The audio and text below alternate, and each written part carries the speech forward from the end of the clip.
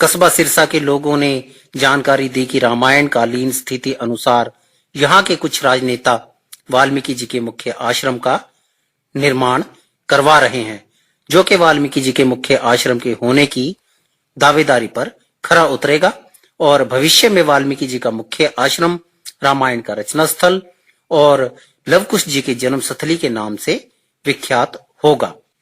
और एक समय वह स्थल उत्तर प्रदेश का ऐतिहासिक और प्रसिद्ध पर्यटक स्थल बनकर खूब पैसा कमाएगा। हमारे पास वाल्मीकि जी के पावन धाम की घोषणा के लिए केवल जनमानस द्वारा मिली जानकारी पर्याप्त नहीं थी, इसके लिए हमें और भी ठोस प्रमाणों की आवश्यकता थी। वैसे तो सीतामढ़ी स्थल से 10-12 किलोमीटर की दूरी पर सिरसा में प्राचीन तमसा नदी की वजूदगी ही हमारे सर्वेक्षण को सफलता की ओर ले जा रही थी, परंतु अब हमारा ये सर्वेक्षण विशेष था, इसलिए जनमानस की जानकारी के अलावा तमसा और गंगा नदी के आधुनिक और प्राचीन प्रवाहों की छानबीन के लिए इन दोनों नदियों के इतिहास को भी खंगाला गया और कुछ इतिहासकारों के अध्ययनों का भी सहारा लिया गया। विषय पर तीसरा सर्वेक्षण राष्ट्रपति जी से सम्मानित भारत के सुप्रसिद्ध इतिहासकार डॉक्टर हरिओम तटस्थ जी के अध्ययन से भी हमें ये जानकारी प्राप्त हुई है।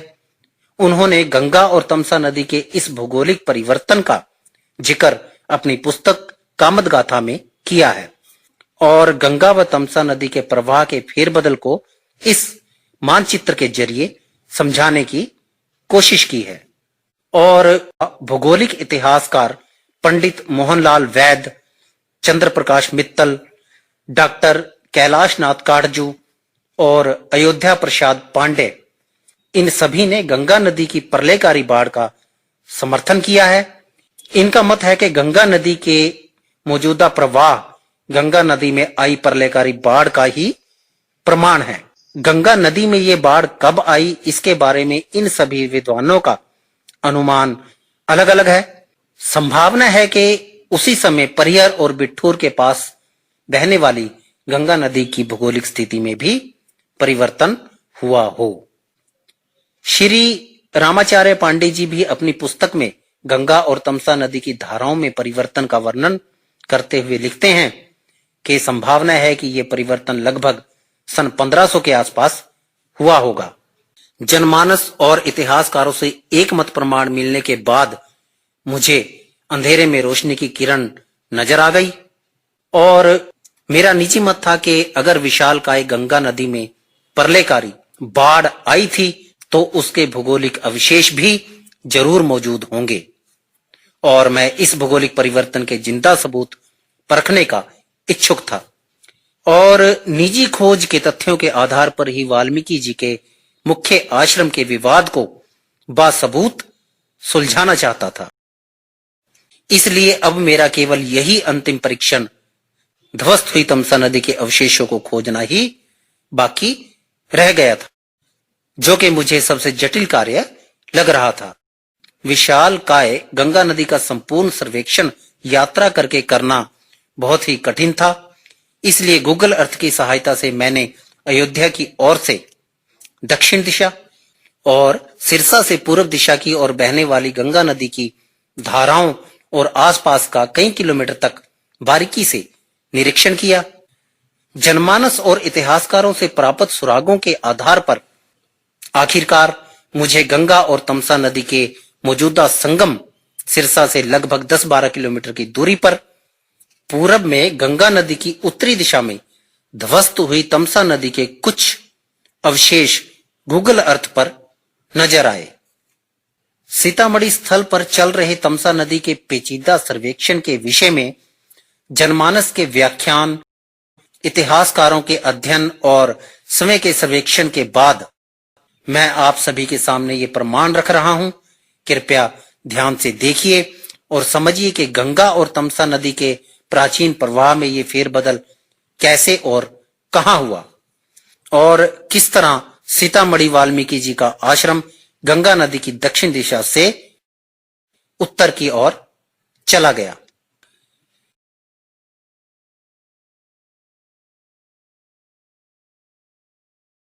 अभी आप देख रहे हैं गंगा और तमसा नदी का रामायण कालीन प्रवाह।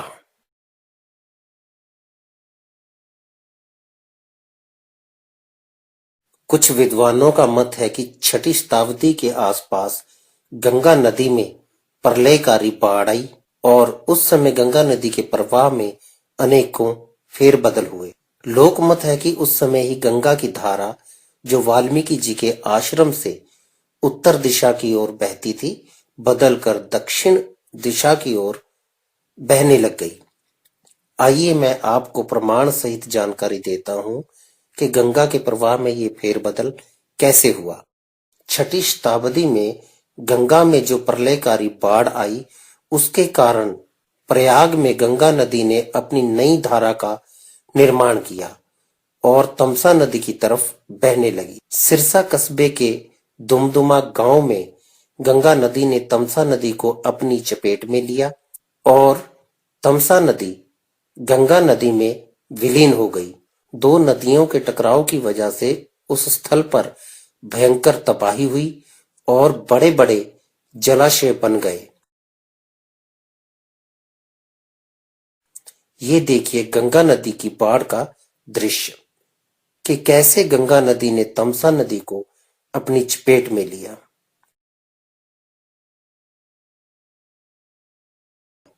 एक बार फिर से देखिए कि कैसे गंगा नदी ने तमसा नदी को अपनी चपेट में लिया।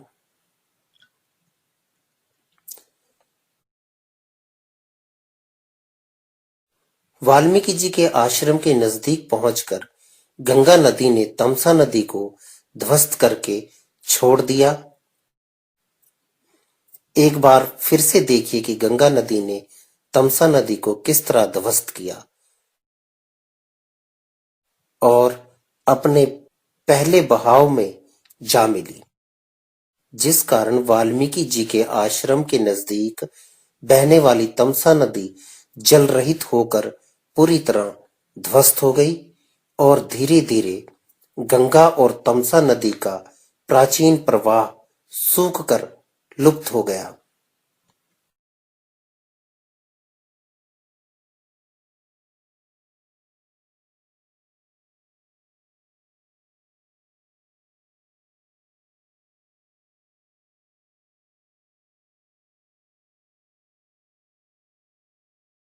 अब देखिए गंगा द्वारा ध्वस्त हुई तमसा नदी के अवशेष।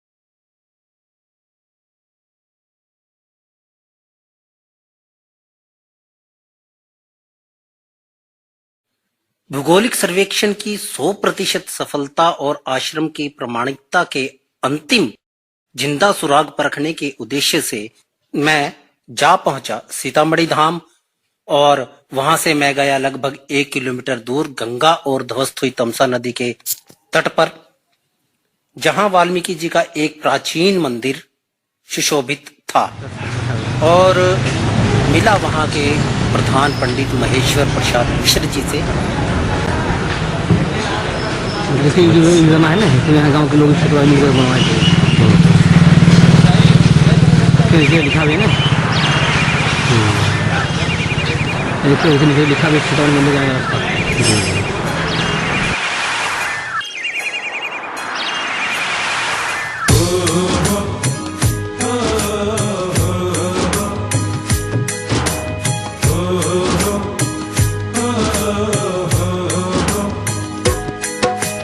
अमृत तमसा में गुला रोगी चखे मिठास। अमृत तमसा में गुला रोगी चखे मिठास। तमसा जल के घूंट से, तमसा जल के घूंट से हो जाए स्वस्थ सुवास। प्रभु की तमसा में होगा, प्रभु की तमसा में वो बात, प्रभु की तमसा में वो बात, प्रभु की तमसा में वो बात।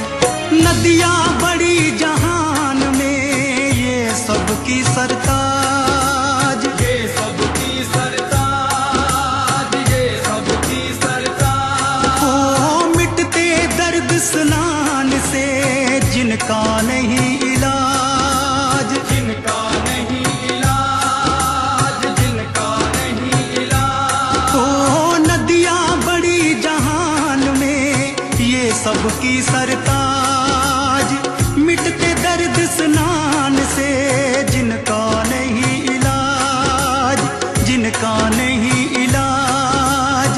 बह विदाता के चरणों में, बह विदाता के चरणों में, इसीलिए है खास।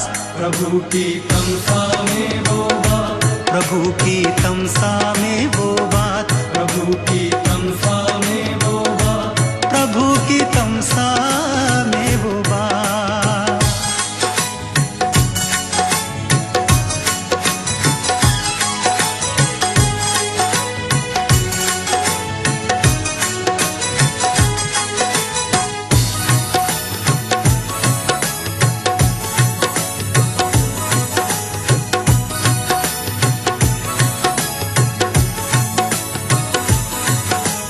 किसी नदी पर जा किया भारद्वाज ने ध्यान, भारद्वाज ने ध्यान, भारद्वाज ने ध्यान। हो वाल्मीकि जी पर गटे मिला मोक्ष का ज्ञान, मिला मोक्ष का ज्ञान, मिला मोक्ष का ज्ञान। हो इसी नदी पर जा किया भारद्वाज ने ध्यान, वाल्मीकि जी पर गटे मिला मोक्ष का ज्ञान, मिला मोक्ष का ज्ञान।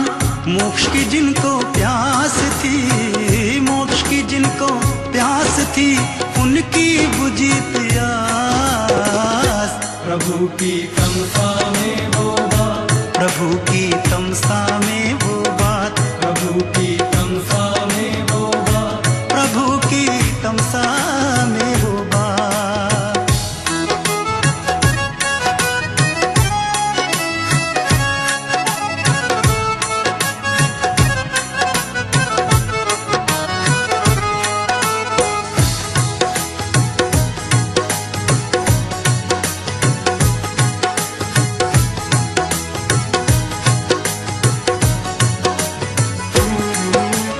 राही चलो हम भी चले, उतरे जहाँ थकान, उतरे जहाँ थकान, उतरे जहाँ थकान। हो अपने भी दुख दूर हों जाकर करें।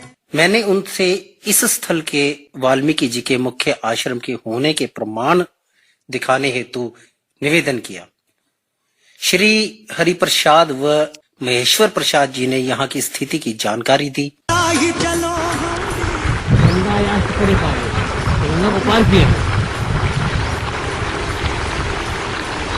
देखो ना, ये गंगा गंगा थी, फिर आश्रम इधर को पार किया ना, आश्रम ऊपर से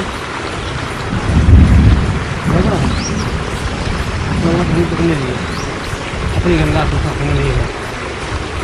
एक बार से लिए दोनों का पानी जंग खड़ा हो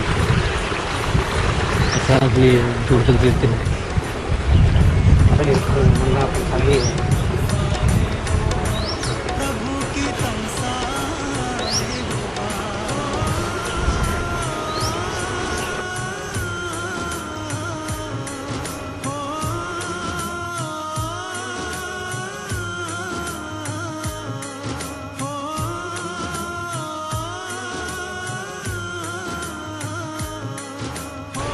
ये क्या नहीं थोड़ा वो करके पानी मुझे दिखाई पड़ रहा है, गंगा मिल रही है थोड़ा और ले लीजिए।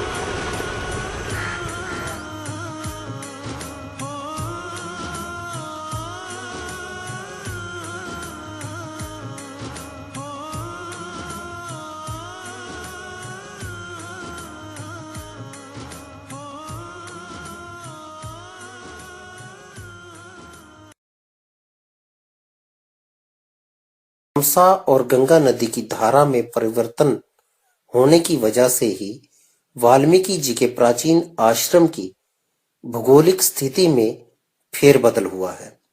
रामायण कालीन समय में गंगा जो वाल्मीकि जी के आश्रम से उत्तर दिशा की ओर बहती थी, आधुनिक समय में वह दक्षिण दिशा की ओर बहने लग गई है। तमसा और गंगा नदी का संगम जो वाल्मीकि जी के आश्रम के नजदीक था, अब वह लगभग 10-11 किलोमीटर दूर पश्चिम सिरसा में चला गया है। हाँ जी। देख रहे हैं ये वाल्मीकि रामायण लिखा हुआ है, क्या लिखा है लोग पढ़ेगा आप समझ जाएंगे। देखिए देखिए उसे हिंदी में लिखा है, पहले आश्रम गंगा के जो है दक्षिण भाग में था, ठीक, मतलब गंगा मतलब पहले उधर थी, गंगा के दक्षिण भाग था।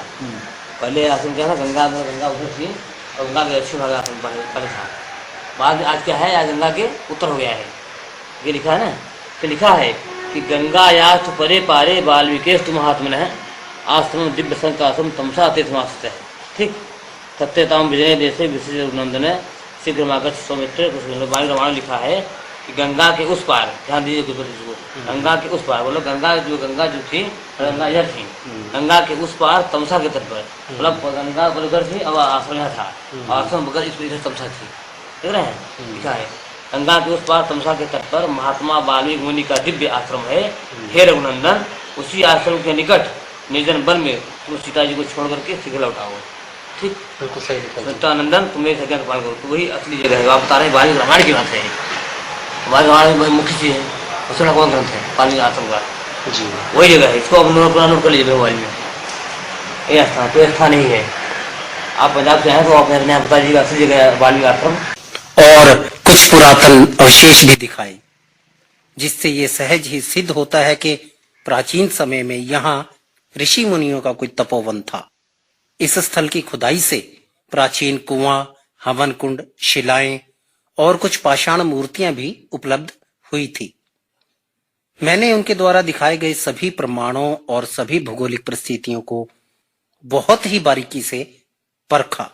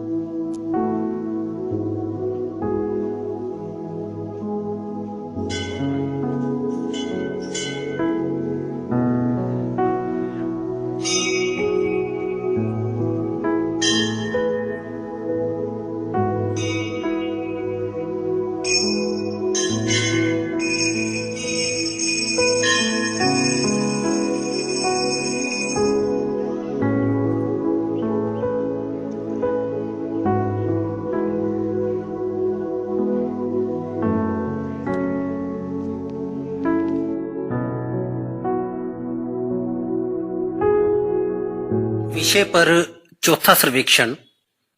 हमें अपने सर्वेक्षण से ये जानकारी भी प्राप्त हुई है कि लक्ष्मण जी सीता जी को कौशल राज्य की राजधानी अयोध्या से काशी और मगध जाने के मुख्य मार्ग से ही वाल्मीकि जी के आश्रम लेकर गए थे और जौनपुर में गोमती नदी के तट पर उन्होंने रात व्यतीत की थी। जौनपुर ही क्यों? वह इसलिए कि यात्रा के सभी गुणांक गोमती नदी के जौनपुर तट से ही सही बैठते हैं। जैसे सुबह अयोध्या से चलना और शाम तक गोमती नदी के तट पर पहुंचना और फिर अगले दिन सुबह गोमती नदी के तट से चलना और दोपहर होते होते वाल्मीकि जी के आश्रम पहुंच जाना। ध्यान दीजिए कि जिस समय सीता जी का परित्याग किया गया था उस समय सीता जी गर्भवती थी, इसलिए लक्ष्मण जी उन्हें किसी मुख्य मार्ग से ही लेकर गए होंगे, छोटे व उबड़ खाबड़ मार्गों से नहीं। रथ की रफ्तार भी बहुत धीमी रखी होगी और एक दिन का कम से कम और आरामदायक सफर ही तय किया होगा। सीता जी की इस शारीरिक दशा अनुसार हमने रथ की रफ्तार कम से कम जो केवल 15 किलोमीटर प्रति घंटा की निर्धारित हुई है उसी पर परीक्षण किया है। अयोध्या से जौनपुर गोमती नदी का तट लगभग 138 किलोमीटर है और रथ की रफ्तार लगभग 15 किलोमीटर प्रति घंटा थी, तो यात्रा के कुल घंटे 9 हुए।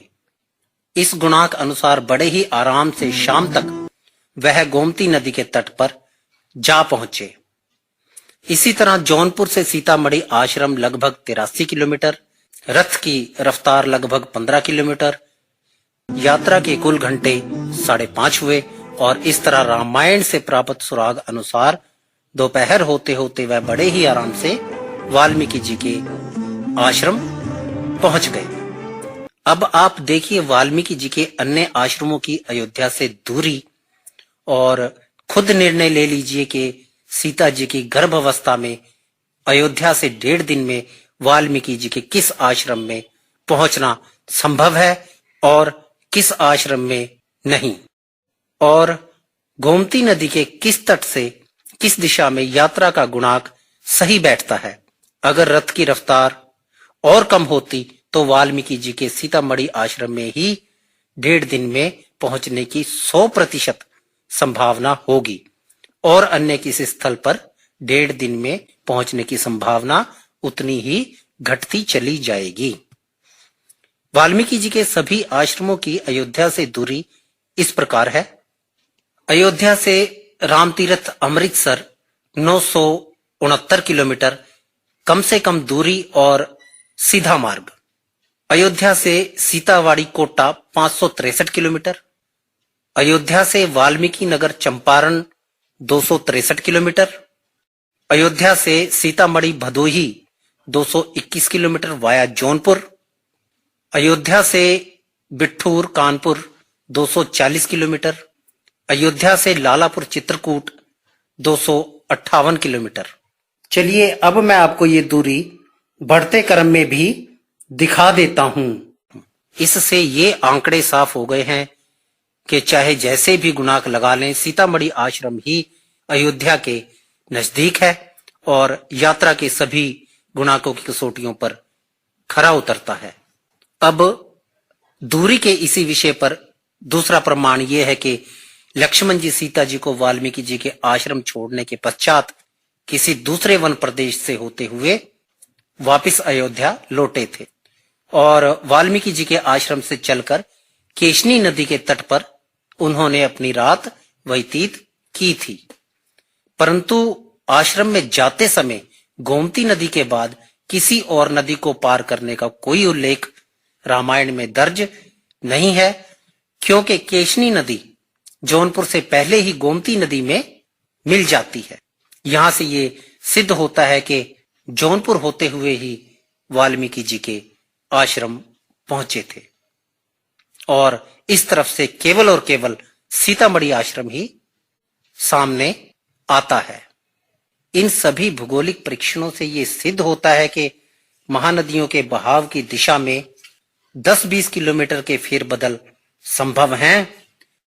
वाल्मीकि जी के सीतामढ़ी स्थल की भौगोलिक स्थिति में परिवर्तन की जानकारी स्थानीय लोगों, इतिहासकारों और ध्वस्त हुई तमसा नदी के अवशेषों को परखने और वाल्मीकि जी द्वारा रचित की रामायण से प्राप्त सुरागों के साथ तालमेल मिलाने के बाद मुझे संपूर्ण तसल्ली हो गई कि गंगा की धारा में परिवर्तन भले ही बुद्धिस्ट काल 563 ईसा पूर्व में हुआ हो या सन 1500 के बाद, परंतु ये स्पष्ट है, प्रमाणित है कि गंगा और तमसा की धाराओं में ये परिवर्तन हुआ है।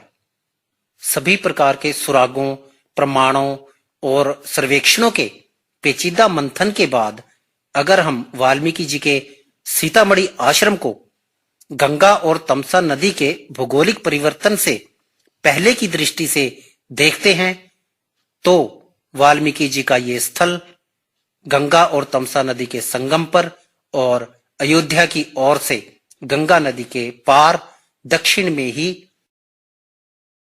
सिद्ध होता है और वाल्मीकि जी के सीतामढ़ी आश्रम के समीप गंगा और तमसा नदी की मौजूदगी सिद्ध होने के कारण हमारे सर्वेक्षण अज्ञात स्थल तमसा नदी के आरक्षित अंक भी इस स्थल के खाते में जमा हो जाते हैं और इस तरह ये स्थल वाल्मीकि जी के मुख्य आश्रम की खोज के हमारे सर्वेक्षण के 100% यानी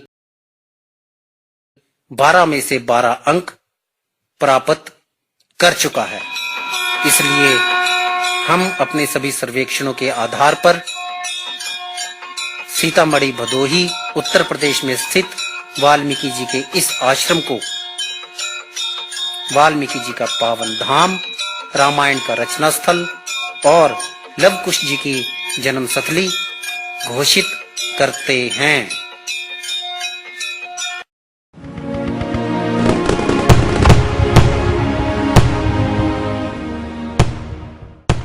क्योंकि वाल्मीकि जी का ये आश्रम बिना शंकाओं और दुविधाओं के सभी प्रकार के परीक्षणों की कसौटियों पर बड़ी ही सरलता से खरा उतरा है, क्योंकि यही वाल्मीकि जी का वह मुख्य आश्रम था जिसको आधार बनाकर वाल्मीकि जी ने अपनी रामायण में कई जगह इसके सुराग दिए हैं और रामायण कालीन कई ग्रंथों से भी तमसा तट के ही सुराग मिलते हैं, क्योंकि सच्चाई ही हमेशा 100% और शंकाओं से रहित होती है।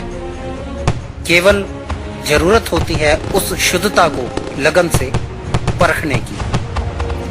संपूर्ण सुरागों, सर्वेक्षणों के मंथन के बाद आप भी समझ ही गए होंगे कि रामायण के रचयिता, हिंदू धर्म की आध्यात्मिक और सामाजिक व्यवस्था के संस्थापक महर्षि त्रिकालदर्शी जगत गुरु वाल्मीकि जी के मुख्य आश्रम की उलझी गुत्थी अभी तक क्यों नहीं सुलझ सकी थी। सबसे बड़ा कारण सुरागों का लुप्त हो जाना था, तमसा नदी का नाम टोन्स में तब्दील होना था, ग्रंथों का अध्ययन बारीकी से नहीं किया गया था और कुछ संतों महंतों ने अपने अपने राज्य से संबंधित आश्रमों को ही प्रचारित किया। उन्होंने उस आश्रम की प्रामाणिकता को समझने की और परखने की चेष्टा बिल्कुल भी नहीं की। अब मैं आपको सीतामढ़ी आश्रम के विषय में कुछ अन्य जानकारियां भी दे देता हूं। मौजूदा ध्वस्त तमसा नदी और गंगा नदी के किनारे पर स्थित वाल्मीकि जी का ये आश्रम सीतामढ़ी स्थल से लगभग 1 किलोमीटर की दूरी पर स्थित है और इस स्थल की कोई खास प्रसिद्धि भी नहीं है। वाल्मीकि जी का ये आश्रम वाल्मीकि जी के धाम या आश्रम के नाम से भी प्रसिद्ध नहीं है, बल्कि सीतामढ़ी नाम से प्रसिद्ध है और लगभग 150-200 किलोमीटर तक सभी छोटे बड़े राजमार्गों पर सीतामढ़ी स्थल की दूरी के संकेत करते बोर्ड लगे हैं। इसलिए सीतामढ़ी स्थल पर पहुंचकर भी श्रद्धालुओं को ये पता नहीं चल पाता कि यहाँ पर वाल्मीकि जी का आश्रम भी है। मुझे खुद भी सीतामढ़ी की दूसरी यात्रा पर पता चला कि यहाँ पर गंगा नदी के किनारे पर वाल्मीकि जी का आश्रम है। वह भी इसलिए क्योंकि मैं एक खोज करता था और मेरा लक्ष्य वाल्मीकि जी के आश्रम को खोजना था। वाल्मीकि जी का ये पावन धाम हमारी खोज से सदियों पहले ही अपने स्थल पर सुशोभित है। हमने केवल अपने निजी सर्वेक्षण के तथ्यों के आधार पर प्रमाण सहित ये सिद्ध किया है कि ये स्थल ही वास्तव में वाल्मीकि जी का मुख्य आश्रम था। इस पावन धाम का जीर्णोद्वार काशी के राजा ईश्वर नारायण सिंह जी ने 1785 में करवाया था, क्योंकि वाल्मीकि जी का ये आश्रम प्राचीन काशी और कौशल राज्य की सीमा पर काशी प्रदेश में था। वाल्मीकि जी के मुख्य आश्रम की खोज से संबंधित मैंने सभी दस्तावेजों को अपनी संस्था Valmiki society care organisation registered वास्को लुधियाना पंजाब के सभी कार्यकर्ताओं के बीच 18 सितंबर 2016 को पेश किया और इस विषय पर संस्था की अनेकों मीटिंग हुई। अंत सभी सर्वेक्षणों और प्रमाणों को परखने व अनेकों तरह के किंतु परंतु करने के बाद वास्को संस्था के ओहदेदारों और सहयोगियों ने 25 दिसंबर 2016 को एजेंडा पास करके बड़े ही हर्षो उल्लास के साथ सीतामढ़ी में स्थित वाल्मीकि जी के आश्रम को उनका पावन धाम घोषित कर दिया। उसके पश्चात संस्था के राष्ट्रीय अध्यक्ष श्री जोगिंदर चनालिया जी की अगुवाई में 20 मई 2017 को वास्को टीम वाल्मीकि जी के सीतामढ़ी आश्रम पहुंची और मुख्य आश्रम से संबंधित सभी दस्तावेजों और सर्वेक्षणों के जिंदा प्रमाण परखे। 31 मई 2017 को वाल्मीकि सोसाइटी केयर ऑर्गेनाइजेशन ने पंजाब प्रदेश के कुछ मुख्य अखबारों में खबर लगवाकर अपनी इस खोज की घोषणा कर दी। मैं आप सभी दर्शकों का आभार व्यक्त करता हूं कि आपने हमारी इस महर्षि वाल्मीकि धाम दर्शन डॉक्यूमेंट्री को अंत तक देखा और जानकारियां प्राप्त की। और मैं आप सभी को बधाई देता हूं कि श्री गुरु वाल्मीकि जी की असीम कृपा से हम वाल्मीकि जी के मुख्य आश्रम को लेकर सदियों से चले आ रहे विवाद को सुलझाने में सफल हुए। इसी के साथ सेवक मुकेश दिसावर का आप सभी के चरणों में प्रणाम। ओम नमो वाल्मीकि जी। राम राम जी। धन्यवाद।